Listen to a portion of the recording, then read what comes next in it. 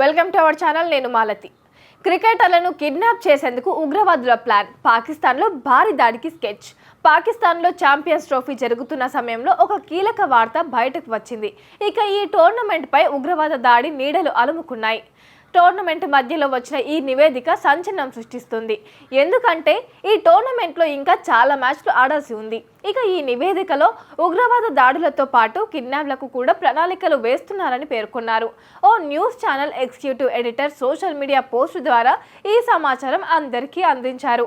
టోర్నమెంట్పై ఈ ముప్పు పొంచి ఉందని, పాకిస్తాన్తో పాటు భారత్ నిఘా సంస్థలకు కూడా సమాచారం అందిందని ఆయన చెప్పారు.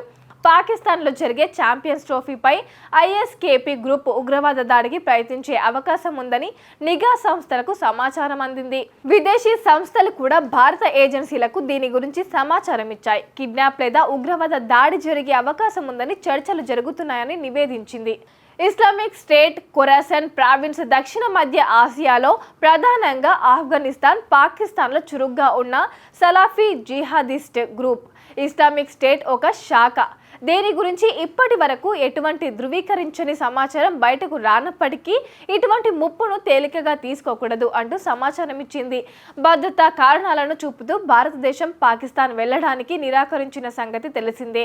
దీని గురించి పాకిస్తాన్ మీడియాలో చాలా గొడవ జరిగింది. ఇక ఈ నిర్ణయంపై భారతదేశాన్ని విమర్శించారు.